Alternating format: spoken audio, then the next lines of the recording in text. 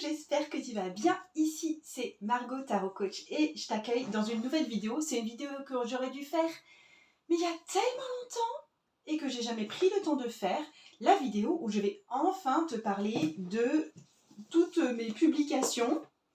J'en ai jamais spécialement parlé avant. J'ai jamais fait une vidéo YouTube sur ce sujet. Donc maintenant, c'est l'heure.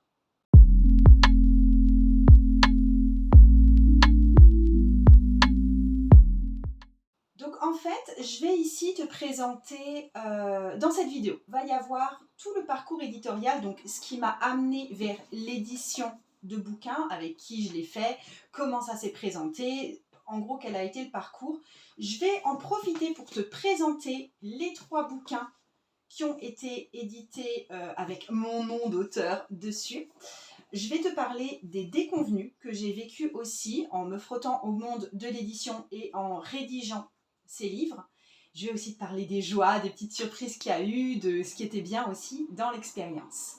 Donc au départ, ce que je veux préciser, c'est que l'idée pour moi, c'était pas d'écrire des bouquins. J'avais mon activité tarologique, je proposais normalement des formations en ligne autour du tarot, des formations aussi en développement personnel qui s'appuient sur le tarot et d'offrir des perspectives de vie comme ça et d'aider les gens à cheminer et à faire quelque part du tarot un moteur dans leur propre vie pour les aider à mieux se connaître, pour les aider à se dépasser, à sortir aussi de leur zone de confort. Donc ça, c'était vraiment mon emploi à moi.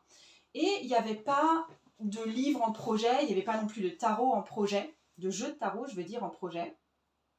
Donc voilà, parce que c'était pas une de mes aspirations tout simplement. Et j'ai fréquenté une personne qui s'appelle Bérangère de Moncy, qui connaissait le milieu éditorial et notamment qui avait des rapports avec la maison d'édition Hachette, parce qu'elle avait fait éditer 2 de ses propres jeux de tarot chez Hachette. D'ailleurs, j'aime beaucoup ce qu'elle fait au niveau artistique. Et elle travaille aussi en collaboration avec son propre mari et ils ont édité des livres plutôt dans le domaine de la cuisine, toujours avec Hachette. Et du coup, en fait, elle avait cette patte, enfin ce pied dans une maison d'édition. Et elle m'a dit, mais franchement, Margot, toi, faudrait que tu écrives un livre, etc. Et elle m'a mis en contact avec l'éditrice de la sous-maison de Hachette, le Lotus et l'éléphant. Il faut savoir que le Lotus et l'éléphant, ça fait partie de la grosse maison Hachette, mais c'est pour la partie ésotérique de la maison d'édition Hachette. Et du coup, j'ai été contactée par cette personne, par cette éditrice de Le Lotus et l'éléphant, qui m'a parlé de la possibilité d'écrire un livre et d'être édité chez eux. Et moi, j'étais en mode... je disais, mais j'ai pas spécialement envie d'écrire un livre. Je sais qu'écrire un livre demande énormément de temps. Je sais qu'il n'y a pas forcément un retour financier sur investissement et que j'étais pas forcément prête à juste travailler pour la gloriole, quoi. En gros, j'étais assez réticente au tout départ à l'idée d'écrire un bouquin. Je voyais pas un bouquin sur quoi. Enfin, il me semblait avoir fait un petit peu le tour par rapport à ce que je dis sur YouTube, par rapport à mes formations en ligne également. Donc, j'étais pas passionnée en fait par le projet. Et en fait, ce que m'a proposé donc l'éditrice, Séverine, coucou Séverine si tu me vois, elle m'a proposé de reprendre des contenus que j'avais déjà publiés et d'en faire soit un guide, soit un livre. Et du coup, que ça ne représente pas forcément une dose de travail absolument monstrueuse pour moi, que ce soit plus des ajouts, des corrections, de l'embellissement, etc. Mais que ce ne soit pas forcément un travail à entreprendre de A à Z. Et que la plus-value pour moi serait aussi d'avoir... Ce que je voyais pour moi, c'était que il y a quelque chose de particulier à avoir en plus du statut de formateur ou de coach, d'avoir le statut d'auteur. Ça apporte quelque chose en plus au niveau de la notoriété. C'est un gage de sérieux en plus. Et puis j'avais envie aussi peut-être de faire l'expérience de travailler avec une maison d'édition, etc. Et ce qui s'est passé, c'est que j'avais à l'époque... c'était sous forme d'e-book, j'avais toute une série de PDF que je vendais sous forme d'e-book, ça s'appelait Pratico Tarot à l'époque. Et c'était en fait, pour moi, un répertoire de toutes les cartes de tarot interprétées selon les différentes positions de tirage. Et en fait, c'est ces e-books-là, refaits, réapprofondis, plus finement aussi, qui est devenu mon premier livre édité aux éditions Hachette, Le Lotus et l'éléphant, Tarot pratique. Alors, ce livre-là, il se peut que tu ne le trouves pas en librairie, tout simplement parce que par la suite, il est sorti en poche et que du coup, bah, la couverture n'est plus la même, etc. Et j'ai pas ici l'édition en poche. Donc, Tarot pratique, premier livre qui a été fait. Et à savoir aussi, alors, je te montre juste comment ça marche, parce que pour le coup, c'est un super livre pour pouvoir aller interpréter les cartes de façon plus fine encore que si tu as un livret qui va avec le tarot. Parce que ici, en fait, j'ai répertorié les grandes positions de tirage qu'on peut avoir. En fait, je te montre. Ici, tu as le 3 de coupe. 3 de coupe, d'accord? Donc, tu as une illustration. Je reviendrai plus tard sur les illustrations. Et du coup, tu as 3 de coupe, élément eau, parce qu'on est dans les coupes. Et signe astrologique associé, c'est lié au signe du Cancer, de préférence le deuxième décan. Donc ça, je donne les références astrologiques. Et ensuite, comme aide pour l'interprétation, j'ai répertorié plusieurs positions de tirage possibles. Soit quand toi tu fais ton tirage, ça va être une situation qui est décrite, type situation actuelle, situation passée, la situation future. Ça peut être une carte de conseil, ça peut être une carte de son état intérieur, donc tout ce qui va être peut-être plus émotionnel ou énergétique. Ensuite, si cette carte peut représenter éventuellement un idéal à atteindre, un grand but, une grande mission, des valeurs essentielles. L'autre possibilité de tirage, c'est les influences extérieures. L'autre possibilité de position de tirage, c'est les forces ou les qualités que cette carte peut représenter. Autre position encore, c'est les faiblesses ou les défauts que cette carte peut représenter. Les bénéfices que cette carte peut représenter. Par exemple, si c'est le résultat d'un tirage, on peut dire, bon voilà, de toute cette situation, voilà le bénéfice qu'on va pouvoir en retirer. Voilà ce qui risque de se passer en bien finalement. Donc ça peut être une carte de bénéfice aussi. Ou ça peut être au contraire une carte d'obstacle ou de risque. Voilà, avec toutes ces situations, voilà ce qui peut arriver, mais plutôt en mal cette fois-ci. D'accord ? Donc, et tout ça, à chaque fois, pour chacune des positions de tirage, j'ai donné 3 petites interprétations possibles pour lancer peut-être vos idées et votre imagination, ou lancer aussi votre propre intuition.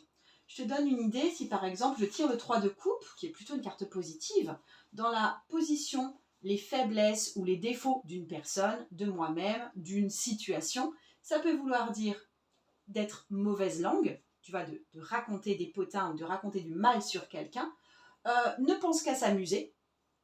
Voilà, il y a trop de légèreté ici, ou la superficialité, de s'en tenir, tu vois, à la surface des choses. C'est pas une carte de profondeur, ce 3 de coupe. Je vais te donner un autre exemple de ce que ça va plus donner. Hop, je suis sur un 7 de bâton. On va dire le 7 de bâton, si c'est une situation actuelle, une situation passée, une situation à venir, ça peut vouloir dire une position où on va devoir se défendre. Ça peut vouloir dire être seul à devoir s'affirmer. C'est-à-dire il n'y aura personne qui viendra nous appuyer là-dedans. Ou ça peut vouloir dire une grande dépense d'énergie. Si par contre le 7 de bâton est tiré en situation de conseil, dans ce cas-là, on va dire, c'est le conseil de tiens bon, c'est le conseil de défends-toi, ne te laisse pas faire, ou ça peut être le conseil de choisis tes batailles. Donc ça te donne à chaque fois 3 possibilités d'interprétation selon la carte, bien sûr, et selon la position dans laquelle tu vas tirer la carte. Je vais te donner l'exemple aussi avec un personnage de la cour et un arcane majeur, tiens, arcane majeur de l'ermite. On va dire si l'ermite est tiré dans la position des influences extérieures, de quelque chose d'extérieur à soi qui se passe, peut-être de l'énergie du moment, peut-être de quelque chose qui va nous impacter. Les 3 possibilités, c'est soit une personne guide, ressource, mais difficile d'accès, retirée du monde, soit ça peut être un temps d'isolement, forcé ou une opportunité d'isolement, ou ça peut être un temps rythmé par des routines, parce qu'on est aussi dans une carte de routine avec l'ermite. Si par exemple, je tire l'ermite dans la position de mes forces ou de mes qualités, ou des forces ou des qualités d'une situation, ou des forces et des qualités d'une autre personne, ça peut vouloir dire quelqu'un qui est porté sur la réflexion, ça peut vouloir dire quelqu'un qui est doté de patience, ou ça peut vouloir dire quelqu'un qui a un grand savoir intérieur. Et je voulais te donner aussi l'exemple avec une carte des personnages de la cour. J'ai la reine de coupe qui est sortie, mais là, je voulais pas être en coupe parce qu'on avait déjà vu le 3 de coupe. Donc non, roi de bâton non plus parce qu'on a déjà vu des bâtons. je vais trouver autre chose. Nous allons chez le page d'épée. Et le page d'épée, imaginons qu'il sorte sur notre état intérieur. Alors, état intérieur, ça peut vouloir dire hésitation à dire ce qu'on pense, enthousiasme à apprendre ou envie de militer pour une cause. Si par exemple je le prends comme un idéal à atteindre ou un grand but ou une grande mission ou des valeurs essentielles, des fois on a des positions qui veulent dire les valeurs ou ce vers quoi on doit tendre. Dans ce cas-là, si c'est le page d'épée qui sort, on va être sur prendre la parole pour convaincre ou se donner les moyens de défendre une grande cause ou étudier, tout simplement. Ok, donc ça c'est pour tarot pratique. Il y a à la fin en plus des petites données, des petites possibilités de tirage de tarot, mais c'était vraiment pas le focus du livre, ça représente 3-4 pages. Et je pense que c'est tout. Bien sûr, il y a une table des matières, mais en général, tu n'en auras pas trop besoin parce que toutes les cartes sont dans l'ordre, donc c'est assez facile à trouver dans le livre, qui reste effectivement quelque chose de très très pratique. Ce n'est pas quelque chose pour apprendre à tirer le tarot, c'est quelque chose qui viendra accompagner tes tirages de tarot. Pour ce bouquin-là, en fait, on s'était tout de suite posé la question des illustrations. Donc déjà, on m'a posé la question si je voulais faire moi-même les illustrations et ce n'était pas le cas. Et ensuite, l'éditrice avait cherché à se procurer les vraies images du tarot de Rider-Waite-Smith. Attends, je te montre ça. Le vrai tarot de Rider-Waite-Smith, issu des illustrations de Pamela Conan Smith. C'est celui-ci. Et en fait, c'est celui-ci que j'ai basé tout le livre, mais on n'a pas pu... Enfin, les droits pour pouvoir avoir ces illustrations-là dans ce livre, qui est un livre francophone et pas un livre... Enfin, je veux dire, on n'est pas édité aux États... Oh, pardon, pas aux États-Unis, au UK. C'était trop compliqué, donc on a laissé tomber et la maison d'édition a eu recours à un illustrateur, Nicolas Galgo, pour redessiner les cartes du Rider-Waite-Smith. Et je te donne un exemple de ce que ça a pu donner. Quelque part, c'est plus stylisé, c'est plus simple. Ça, c'est le fou originel. Et voici comment ça a été réinterprété par Nicolas Galgo. Donc voilà, toutes les cartes ont été... Le vrai nom complet, c'est Nicolas Galkowski. Mais toutes les cartes ont été redessinées par lui. Mais c'est vraiment, vraiment d'inspiration tarot de Rider-Waite-Smith. Donc voilà pour ce premier bouquin dans mon parcours éditorial. Et c'est celui qui m'a mis vraiment le pied à l'étrier. Ensuite, très très rapidement, s'est présenté le projet d'un deuxième livre qui tournerait autour de l'astrologie et du tarot, qui permettait de faire des tirages en lien avec les mois astrologiques qui se présentent, avec la révolution solaire et du coup les mois astrologiques qui se succèdent les uns les autres et je voulais à ce moment-là proposer des tirages de tarot selon chacune de ce soleil qui traverse les signes. Et je me suis très vite tournée, donc il y avait une petite maison d'édition qui avait envie de monter ce projet-là avec moi, qui n'était pas Hachette. Je vais pas donner le nom de cette maison d'édition parce qu'il n'y a pas eu de trouble entre cette maison d'édition et moi. Au contraire, je veux dire, l'entente a toujours été très bonne et très cordiale, mais cette maison d'édition était ralentie à un certain moment, et là c'est redémarré pour elle, donc je suis fort fort fort contente pour elle. Mais bref, tu le comprends, c'est pas avec cette maison d'édition que j'ai fini par mener ce projet total.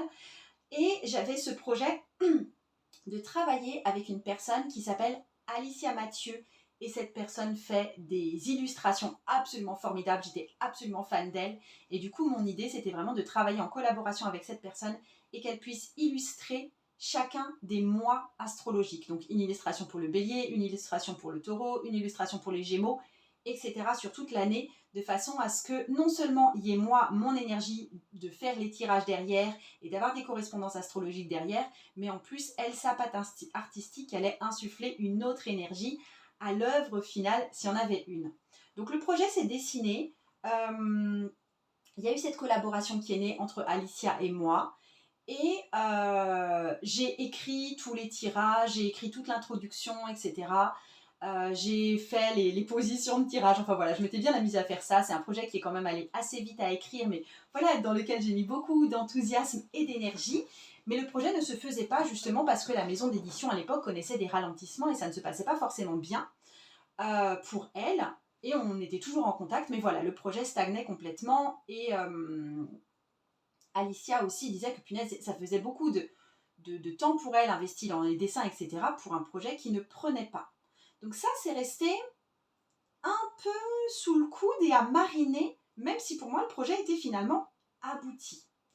En parallèle, ce qui s'est passé, c'est que Hachette, enfin la maison Le Lotus et l'éléphant, a proposé d'éditer le jeu issu des illustrations de ce livre-là. Donc le jeu issu des illustrations de Nicolas Galkovski, d'après le jeu de Rider-Waite-Smith. Et du coup, j'ai donné mon accord là-dessus. Ils m'ont demandé si je voulais faire le livret qui allait avec ce tarot. Et j'étais absolument d'accord pour faire le livret pour aller avec ce tarot. Donc j'ai fait le livret et est né le mini tarot Rider-Waite-Smith. Le voici. Le petit livret que j'ai écrit. En fait, à chaque fois, pour le livret que j'ai écrit, j'ai, pour les arcanes mineurs en tout cas, offert la possibilité d'interroger la carte autrement. Par exemple, ici, j'ai la reine de bâton. Donc les mots-clés, ça va être puissance, séduction, protection. Et la question que je pose en plus, c'est rayonner par votre assurance et votre séduction naturelle. Quel projet ambitieux avez-vous envie de montrer au monde? Ou si par exemple tu tires le 4 de denier, économie, protection, sécurité, faites des économies et gérez votre temps de façon rationnelle. Dans quel but avez-vous besoin d'épargner ou de vous épargner?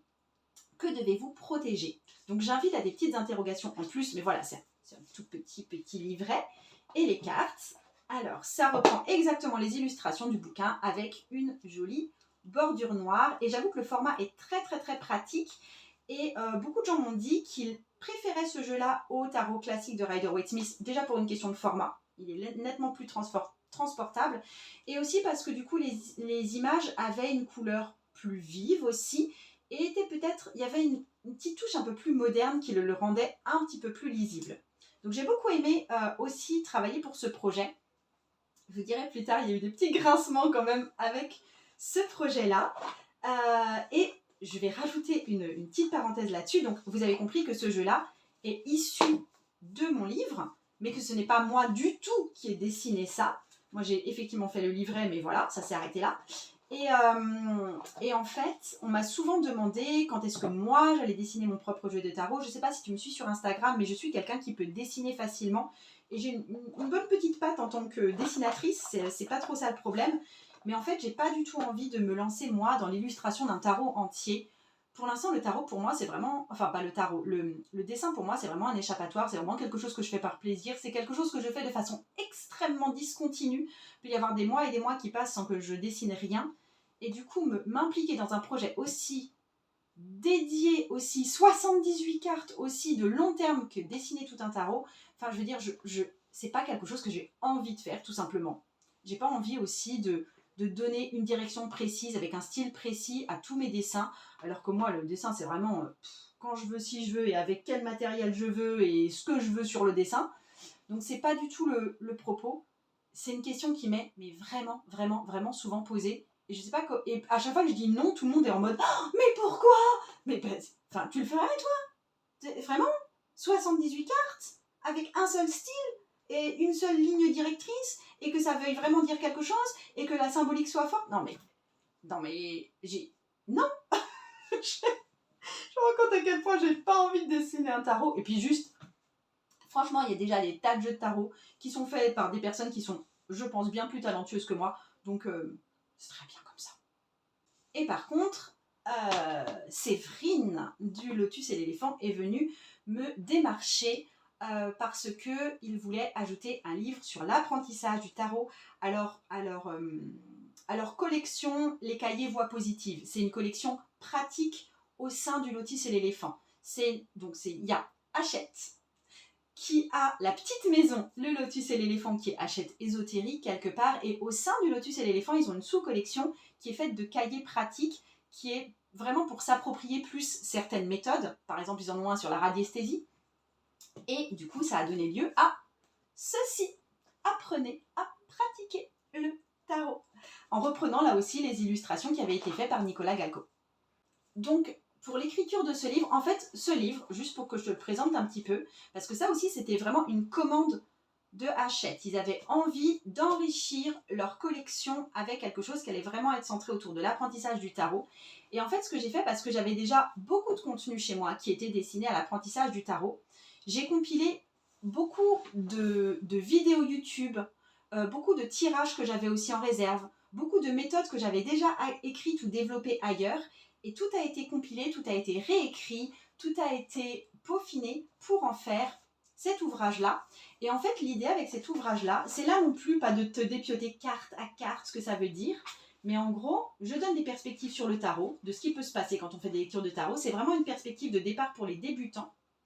Et ensuite, peu à peu, au fur et à mesure du bouquin, on va pouvoir élargir de plus en plus sa perspective sur le tarot. Déjà, je donne des tirages d'essais pour se familiariser en général avec toutes les cartes. Par exemple, là, il y a un tirage assez précis où on a 4 cartes qui apprennent. Alors, non seulement ça nous aide à faire le tirage, mais en plus, ça va nous aider à nous familiariser avec les différents types de cartes. On tire une carte parmi les as, ensuite une carte parmi les personnages de la cour, ensuite une carte parmi les arcanes mineurs et ensuite une carte parmi les arcanes majeurs, ce qui nous aide à nous familiariser avec la structure même du tarot. Et ensuite, on apprend à faire les tirages à une carte. Ensuite, on passe à plusieurs types de tirages à 3 cartes. Il y en a plusieurs que je donne pour les tirages à 3 cartes. Ensuite, là, il y a d'autres petits chapitres qui sont inclus, par exemple, les tirages selon la signification des cartes ou selon l'intuition, et je développe sur ce thème pour donner d'autres perspectives. Un tirage plus complet pour répondre à oui ou non, avec des pages d'entraînement aussi. Là, le tirage du choix, un tirage très complet aussi. On va de plus en plus vers des tirages longs et des perspectives peut-être plus profondes ou plus compliquées vis-à-vis des tirages qu'on va pratiquer. Donc en gros, ça t'amène dans un apprentissage du tarot, de comment est-ce qu'on peut considérer le tarot, à quoi peut nous servir notre tarot dans notre vie actuelle pour nos tirages personnels, et ensuite on va des tirages les plus simples aux tirages les plus compliqués. Et très honnêtement, je pense que des 3, c'est le bouquin dont je suis sans doute le plus fière, parce que c'est celui où j'emmène vraiment les gens dans une perspective d'apprentissage de A à Z. Et puis, il y avait donc ce livre-là est sorti, et puis il y avait toujours ce livre en attente qui joignait à la fois l'astrologie et le tarot. Et en fait, donc on a parlé, Alicia et moi, Alicia étant l'illustratrice, on a parlé avec la maison d'édition en voyant que le projet n'aboutissait pas au bout de 1 an et demi, 2 ans. Et la maison d'édition nous a donné son accord pour qu'on se mette à chercher un autre éditeur. Donc, tout naturellement, moi je suis allée revoir Le Lotus et l'éléphant avec ce nouveau projet de quelque chose qui allait tourner autour de l'astrologie et du tarot.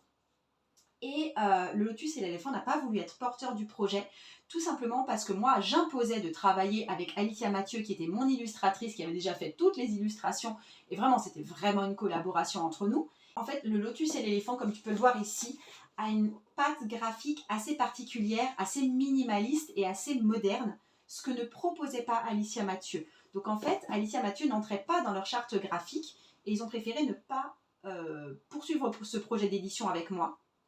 Et du coup, on est allé démarcher Pictos. Pictos que Alicia Mathieu connaissait déjà parce qu'elle avait déjà été éditée par Pictos. Pictos, c'est la grosse maison qui a repris la collection Arcana Sacra. Quand Arcana Sacra a été réacheté. Donc on a été publié chez Arcana Sacra. Et voici mon journal Astro Tarot qui a pu paraître. Et ça, honnêtement, de tous les bouquins que j'ai publiés, il y en a 3, hein, c'est le plus beau. Il est magnifique, déjà il est tout cartonné. Et ensuite, juste les illustrations. Je te montre la raison pour laquelle j'étais fan de Alicia. Voici la balance. Voici le scorpion. Je vais te montrer le capricorne parce que je suis capricorne. Le capricorne, voici le capricorne. Ah, j'adore tellement. Donc voilà, très très très contente. Le Verseau aussi. J'adore quand il y a des figures humaines en fait dans ces illustrations. Donc à chaque fois, on a un chapitre. Alors je ne sais pas si tu verras. On a un chapitre de couleurs. Au tout début, il y a une petite introduction sur comment est-ce que tu vas se servir du bouquin, comment est-ce qu'il est né, etc.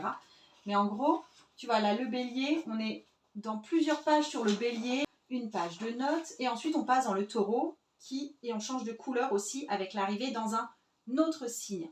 Donc en fait, comment se servir de ce bouquin? Simplement, on l'entame, quand on reçoit le bouquin, on l'entame dans la période dans laquelle on est. Au moment où je tourne cette vidéo, on est encore dans la période du lion, et du coup, on peut remplir le lion. Tu vois, alors par exemple, là, le lion, c'est du 23 juillet au 22 août. Et du coup, on a toutes les pages qui sont dévouées au lion. Et ensuite, quand la période du lion est terminée, on peut faire le point et passer à la période de la Vierge. Je te montre un petit peu comment ça se passe pour la Vierge, étant donné que c'est la période qui va bientôt arriver.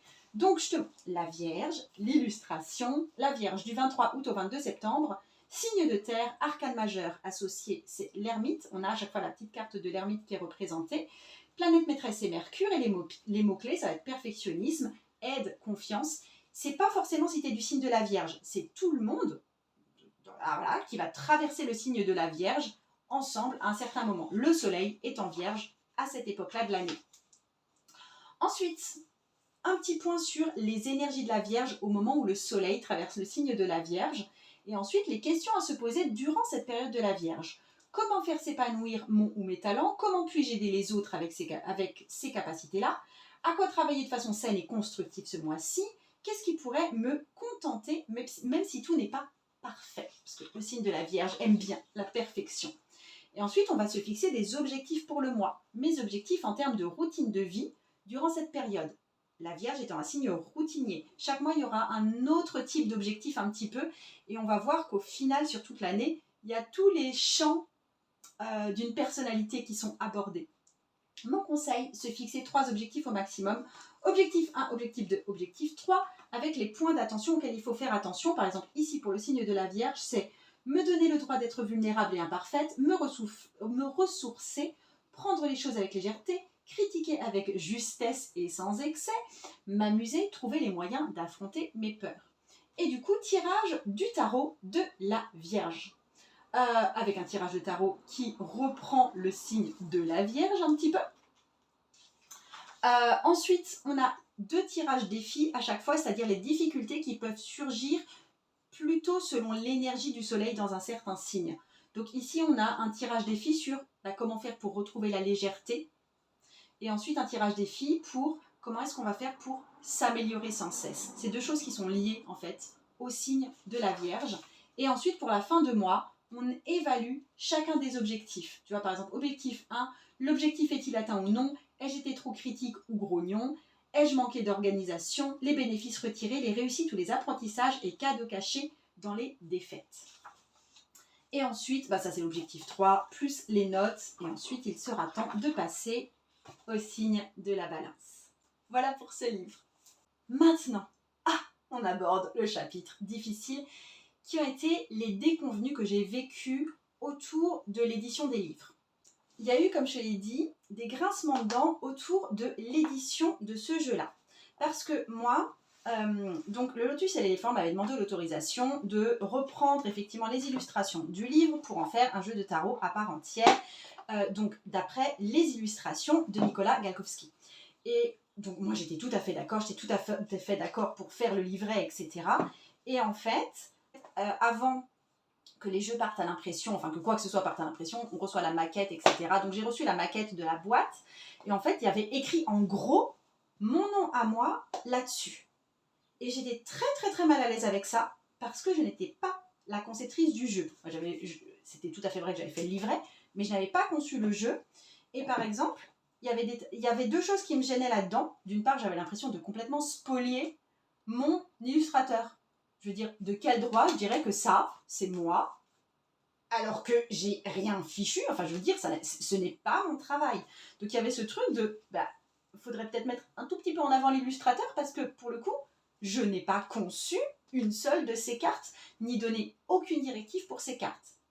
Et aussi, il y avait quelque chose d'autre qui me gênait, qui était ce truc où je ne pouvais pas tout assumer là-dedans, parce que si par exemple quelqu'un prenait la carte de la force, que j'aime beaucoup par ailleurs, et qui me disait pourquoi est-ce que tu as choisi de faire un fond aussi jaune et pourquoi ce ton orange-rouge pour ce lion?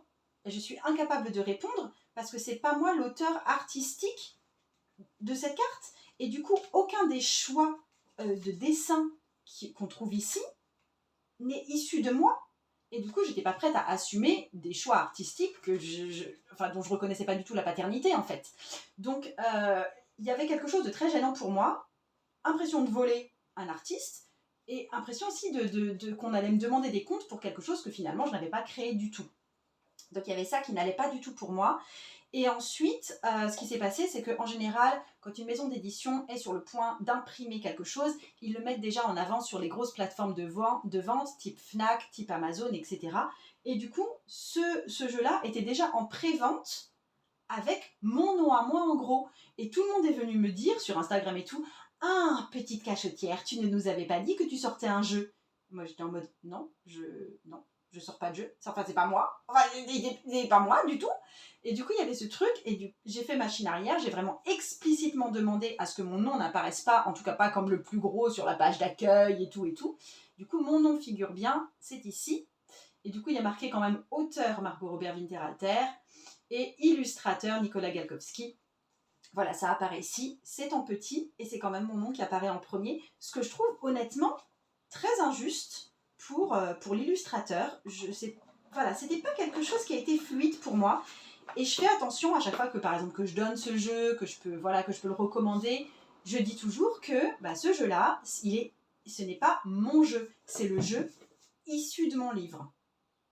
Donc ça, c'était le premier petit grincement de dents. Deuxième, beaucoup plus gros grincement de dents, et c'est quelque chose qui passe toujours pas, c'était avec ça. Apprenez à pratiquer le tarot. Alors il faut savoir que quand vous vous adressez à une maison d'édition, surtout quand ils ont des collections qui sont déjà un petit peu toutes faites, ils ont une maquette qui est déjà établie. Et du coup, quelque part, il faut entrer vos textes ou vos illustrations précises ou vos tirages de tarot, par exemple, dans une maquette qui est déjà toute faite, parce que ça simplifie beaucoup le boulot. Et je comprends tout à fait ça, c'est comme ça que je fais pour mes programmes à moi. Il y a déjà une trame qui est déjà établie dans laquelle il y a inséré les blocs. Et donc, en fait, leur livre trame, leur livre exemple sur lesquels qui leur sert de modèle à la base, c'était un livre sur les annales akashiques. Et du coup, quand ils ont mis mon bouquin en forme, ils ont oublié toute une page où ça parle d'enseignement canalisé et d'annales akashiques. Je ne connais rien aux annales akashiques. Enfin, c'est pas vrai que j'y connais rien. Je veux dire, bien sûr, je suis informée, j'ai lu des trucs dessus, etc. Mais c'est pas quelque chose avec lequel je travaille. Je ne me revendique pas enseignante en annales akashiques. Voilà. Et n'empêche que tout ça, c'est issu d'un livre sur les annales akashiques que je n'ai carrément pas écrit. Et on le remarque, le ton est différent. Il y a des choses qui sont dites ici que jamais vous m'aurez entendu dire nulle part, ni écrit en ligne, ni dans mes formations, ni rien du tout, tandis que tout le reste est très reconnaissable avec ma patte quand même. Et j'étais en mode, quand j'ai reçu le livre, parce que j'ai reçu le livre exemplaire, et j'ai dit non mais vous me rapatriez tout ça de l'impression, parce qu'il y a une énorme boulette dedans, c'est pas un S du pluriel qui est oublié, c'est tout un paragraphe qui parle de choses dont moi je ne parle pas. Et il disait non, là c'est déjà à l'édition, ça va déjà être envoyé au libraire, et donc on ne peut pas le rattraper, s'il y a une seconde édition, bien sûr on modifiera. Et j'étais en mode, mais non. Du coup, effectivement, après, ça m'a un peu porté préjudice, parce que tout le monde n'a pas été prévenu. J'ai essayé de prévenir sur Instagram, etc., qu'il y avait cette erreur, mais ça suffit pas par rapport à la masse de gens qui sont touchés par l'édition. Et du coup, on est venu beaucoup me demander, ouais, alors, à un moment, tu parles des enseignements canalisés ou des annales akashiques, mais tu ne développes pas du tout. Et alors voilà, comme ça, tu reçois des enseignements des annales akashiques ? Enfin, en tout cas, c'est pas du tout ma perspective de travail. Et pour le coup, grosse boulette, et boulette surtout irrattrapable. Et pour le coup, j'étais fort déçue. Comme je t'ai dit, c'est un livre dans lequel je me suis beaucoup investie, parce que je trouve que j'apportais un enseignement qui était assez nécessaire et que je trouvais bien fait. Mais qu'il y a une grosse bavure là-dedans. À savoir si tu as ce bouquin, d'accord ? Donc, si tu as ce bouquin, tu peux te dire que c'est page 13, tout ce paragraphe-là en dessous de les enseignements canalisés, tout ça, c'est pas moi. Autre déconvenu qui, cette fois-ci, n'était pas du fait du tout des maisons d'édition. Quoique si, peut-être un peu, je sais pas. En fait, la volonté, surtout quand le premier livre a été publié, j'ai vraiment eu la volonté d'aller à la rencontre de mon lectorat. Et mon fantasme de départ, c'était de faire une tournée des librairies dans l'est de la France. Je suis en train de perdre des cheveux, je les ai lavés ce matin et du coup j'ai des petits cheveux qui vont partout là. Bref, je voulais faire une rencontre avec mon lectorat, faire une petite tournée des librairies sur l'est, le nord-est, etc. Et du coup, je me suis dit, ben voilà, j'ai mon livre à présenter, je peux venir faire soit un atelier, soit des signatures dans le livre, des autographes, voilà, soit une rencontre, soit une petite conférence, enfin un truc, quoi. Et rien. J'ai envoyé des mails, j'ai envoyé des messages sur Instagram, j'ai proposé. Après, ça n'a rien donné du tout. Soit il y avait ah, on est désolé, notre calendrier est déjà complet pour 2 librairies qui m'ont répondu, et c'est tout. Soit rien. J'ai rencontré ensuite une journaliste qui travaillait dans le milieu un peu ésotérique et avec les maisons d'édition qui m'a dit mais tu leur as précisé que tu voulais bien faire ça de façon gratuite. J'ai dit ah non, j'aurais pas dit que je voulais faire ça de façon gratuite. Du coup, j'ai réenvoyé des mails à tout le monde pour proposer de faire ça de façon complètement gratuite en le mentionnant bien. Ça n'a rien donné. Je suis allée voir au Cultura de ma ville j'ai rencontré une personne, la personne qui s'occupait d'ailleurs du rayon ésotérique. Elle avait l'air assez enthousiaste à l'idée de faire un atelier ou quelque chose comme ça. Elle m'a dit qu'elle me mettait en contact avec le responsable des ventes ou de je sais pas quoi, que j'ai contacté plusieurs fois, ça n'a jamais rien donné. Mon éditrice a essayé de contacter le Cultura de Troyes, donc Troyes c'est ma ville, ça n'a rien donné. Chou blanc partout. Et pourtant, je disais, mais j'ai une audience. Moi, si je me déplace à un endroit, je suis persuadée que je vous fais venir du monde dans votre lieu. Ma cache. Et j'étais en mode, ok, alors je m'attendais pas à ce qu'on me déroule le tapis rouge et qu'on m'envoie des roses. Mais là, très honnêtement, je me suis sentie un peu méprisée. En mode, mais faut lécher les bottes de qui pour juste venir faire un événement gratuit dans votre librairie, sachant que je vais vous amener du monde en plus. Je vous propose quelque chose qui, à mes yeux en tout cas, a une certaine valeur commerciale. Et non, fuck off, va te faire foutre, ton message ça vaut même pas le coup d'y répondre. Tu vois, je me suis sentie vraiment en mode, ok. Donc, cher libraire, si tu m'écoutes ici, fais-moi signe si tu es intéressé. Depuis, j'ai plus vraiment essayé, ou à peine, comme j'ai dit, j'avais réessayé au Cultura de Troyes, mais sans plus, je veux dire, à un moment, pour faire un truc gratuit, moi je me mets pas en 4, je baisse pas ma culotte et je grimpe pas au rideau et je te danse pas la Macarena, quoi.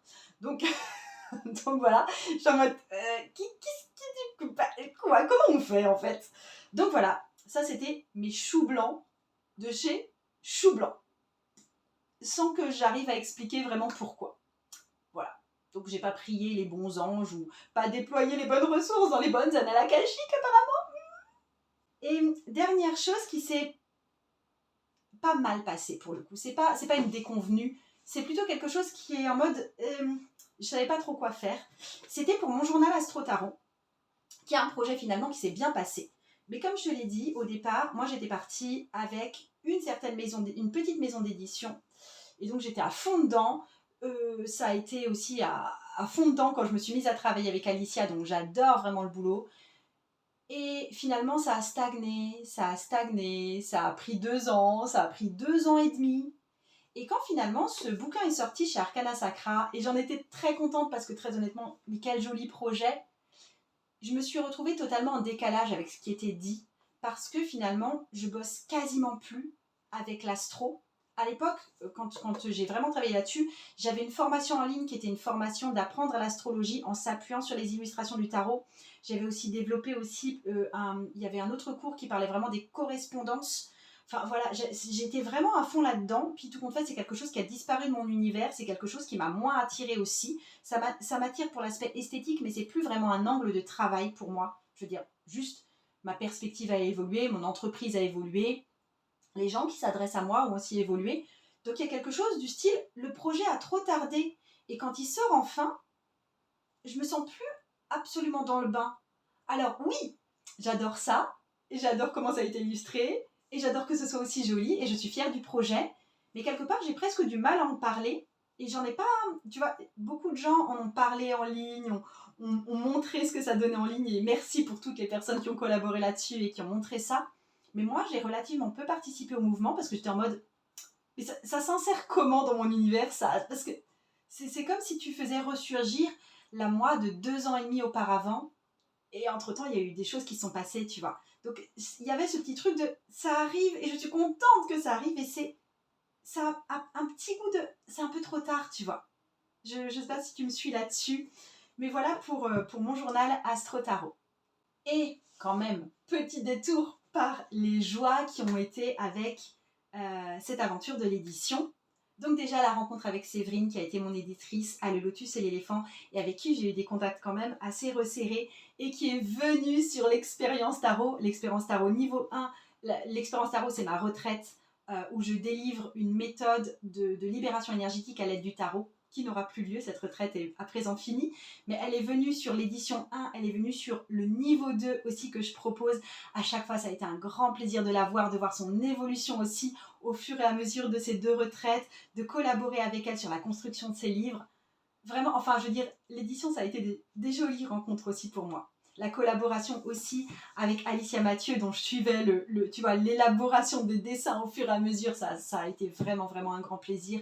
Donc vraiment, les histoires de collaboration autour de ces bouquins, c'était vraiment cool. Oui, j'ai eu des gens aussi, j'ai fait un mot de remerciement à la fin.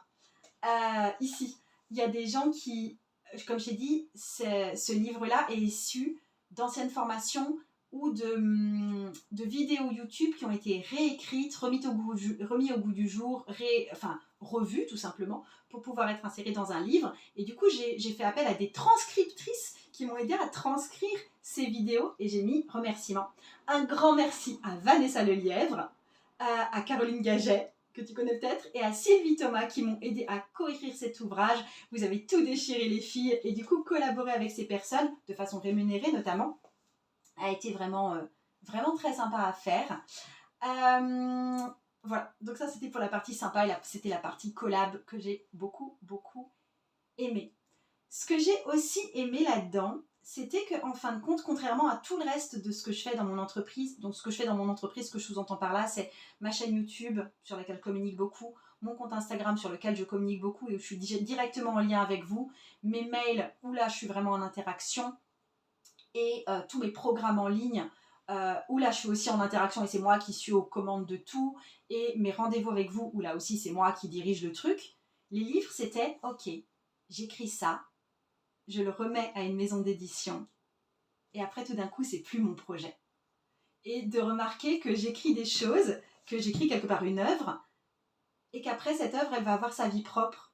C'est-à-dire que ce livre-là a été réédité en version de poche, tu vois, et j'avais pas la main dessus, c'est comme si ok il marche, et ben il est réédité et on lui refait une petite beauté parce qu'il a plus du tout la même tête maintenant. Pour ce jeu-là, il a été traduit dans plusieurs langues et du coup je le vois distribué dans d'autres pays et c'est comme si mon bébé est parti voir d'autres pays. Et tu vois, il y a un petit peu ça. Ensuite, il va y avoir bientôt un coffret qui réunira les deux. Donc il y aura le jeu et en même temps le livre tarot pratique en même temps pour pouvoir vraiment plus finement interpréter les cartes. Et ça aussi, c'est pas forcément moi qui ai la main dessus, j'ai juste donné mon accord pour qu'il y ait ce coffret qui naisse. Et tu vois, c'est d'autres projets éditoriaux qui prennent mon travail à la base et qui fleurissent. Et c'est comme quand tu plantes un arbre et après, ben voilà, l'arbre il vit sa vie. Peut-être qu'il va mourir, peut-être qu'il va encore plus grandir, peut-être qu'il va faire lui-même des bébés. Il y a ce truc de voir son projet qui t'appartient plus vraiment et qui a sa vie propre. C'est quelque chose d'assez enthousiasmant. J'aime bien voir ça et j'aime bien ne pas avoir la main dessus et d'avoir un espèce de truc magique qui se passe loin de moi, sans que pour une fois, moi, j'ai plus d'action directe dessus. Qu'est-ce qui était bien aussi, c'était de recevoir l'argent des publications. Et pour moi, c'était un truc là aussi assez magique parce que je ne m'attendais pas à... Je ne savais pas quand est-ce que ça allait tomber. Je ne sais pas quand est-ce que les droits d'auteur allaient m'être versés. Et puis un jour, ils m'ont été versés. Et c'était pas mal.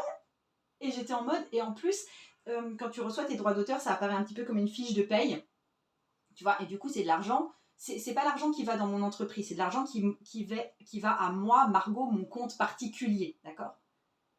Et ça faisait tellement longtemps que j'avais pas eu de l'argent qui ressemblait, tu vois, comme ça, à une fiche de paye du style, c'est de l'argent, et cet argent, tu l'as gagné, il est pour toi. Comment ça, il a gagné, il est pour moi? Parce que faut savoir que là, je suis en SASU. Quand je gagne de l'argent, par exemple, avec un programme que je vais vendre, l'argent, il arrive sur le compte de mon entreprise, il n'est pas à moi. Hein. Pour que l'argent soit à moi, il faut faire des démarches et il faut payer catching, beaucoup de sous, à l'État entre-temps. Je dois payer environ 60 pour, 60% de la somme si je me le verse en salaire, je dois payer environ 30% de la somme si je me le verse sous forme de dividende, de résultat. Donc, c'est cher payé pour l'argent qui transite par mon entreprise. Et là, tout d'un coup, c'était de l'argent qui tombait directement sur mon compte privé à moi. Et j'étais en mode, mais merci. C'était tellement inattendu. Et je sais que là, cette année aussi, ça va tomber comme ça de façon, ok, ben, ok, merci beaucoup. Tu vois, ça fait quelque chose de magique. C'est pas de l'argent sur lequel je compte non plus. Ça ne suffit pas, franchement, comme somme pour vivre et pour que ce soit de l'argent sur lequel je compte pour bâtir un projet quelconque. Mais n'empêche que c'était super sympa à recevoir. Voilà. Qu'est-ce qui était sympa aussi, c'était, alors effectivement, moi j'écris le truc, puis j'envoie un espèce d'énorme fichier, d'accord? Et après, on te montre des images de couverture. Tu les as, les images, hein, tu vois, tu dis, ouais, ça c'est pas mal, ça a l'air bien. Mais finalement, avant qu'il soit vraiment en librairie et tout, il y a un objet qui arrive à la maison, et c'est un objet fini. Et moi qui fais, enfin tu vois, je dessine un petit peu, mais tout prend toujours la forme de brouillon. Et là, c'est un objet fini, pour une fois, d'un truc que j'ai créé, tu vois, un truc que tu peux tenir en main et qui en plus est super joli. Et il y a un sentiment d'émerveillement qui allait avec ça et qui était super sympa de tenir l'objet de ta réalisation finale, sachant que c'est même pas moi qui ai tout réalisé. Je veux dire, ce n'est pas moi qui ai imprimé et qui ai tout relié et qui ai tout cousu ensemble. Hein. Donc c'était assez magique de voir ça, de voir, ok, toi t'as envoyé un texte et tu reçois ça. Ah, c'est trop bien. C'était vraiment, il y a eu pas mal d'émerveillement aussi dans cette aventure-là. Et puis juste, après, t'as la joie de te voir en librairie. Alors là, ton ego, il en prend un coup, c'est en mode, c'est qui est dans le rayon là, à côté de mes autres copines en plus, parce que j'ai des copines qui sont éditées. Je suis en mode, c'est moi. Et tu vois, et en plus, tes copines te voient en librairie et t'envoient des photos. Tes enfants te voient en librairie et se photographient en librairie avec tes bouquins. Et t'es en mode, ah ouais. Donc c'est un super shot d'ego là. Pour le coup, super cool. C'était bien sympa. Et c'est aussi un petit sentiment d'émerveillement pour le coup. Je termine par des conseils si toi, tu veux acheter un de ces bouquins, parce que j'ai envie de te résumer. Et puis, donc je te mets les liens d'achat en dessous si tu le souhaites. Et puis je te décortique quel livre te va si quoi, d'accord? Même si je pense avoir quand même bien expliqué au fur et à mesure de la vidéo. Mais en gros, le livre que je te conseille, si tu as besoin d'aide pour tes tirages et que d'avoir un simple livret ou de te dire j'y vais à l'intuition, ça ne te suffit pas toujours, Tarot Pratique. Parce que ce livre, ça va te permettre d'avoir une ressource qui est super accessible, c'est super transportable, surtout depuis la version poche. Et tu vois, c'est facile, c'est sous la main. Donc, tu sais pas ce que veut dire une carte. Tu as tiré la carte du jugement. Tu veux savoir quelle force et qualité ça représente parce que c'est pas forcément facile à décortiquer ici. Ça me représente moi. Ah d'accord, je peux être décidée, je peux être perspicace et j'ai la capacité d'entendre les critiques. Je vois ce que ça veut dire. Et tu vois, hop, ton interprétation est faite à partir de là. Ça peut être extrêmement... C'est pas pour rien que ça s'appelle tarot pratique, c'est que c'est pratique. D'accord? Mais ne prends pas ça si tu veux vraiment apprendre le tarot de A à Z, c'est pas ce qu'il te faut forcément. Par contre, si tu souhaites pour le coup apprendre le tarot, t'y mettre avec des tirages de plus en plus approfondis, sans pour autant d'avoir, tu vois, le 27e manuel qui t'apprend quelle carte veut dire quoi, ça, c'est un bon manuel. Ça va t'amener dans une perspective où tu vas pouvoir développer des tirages de plus en plus fournis et t'apprendre vraiment comment tu peux cheminer avec le tarot. Et ensuite, si tu as peut-être envie de quelque chose de plus magique, que peut-être toi tu tires déjà un petit peu le tarot pour toi, peut-être que tu veux quelque chose de plus joli, peut-être que tu veux avoir des tirages de tarot qui correspondent aux énergies du mois astrologique, du transit solaire, peut-être pour avoir des tirages qui représentent aussi là où tu es bloqué au fur et à mesure des énergies des mois. Mon journal Astro Tarot, écrit par moi, illustré par Alicia Mathieu. Et j'espère vraiment que ce bouquin te plaira. Je m'arrête là avec cette vidéo. J'espère que tu as passé un bon moment avec moi, que ça t'a inspiré aussi. Je t'embrasse bien fort et je te dis à tout vite.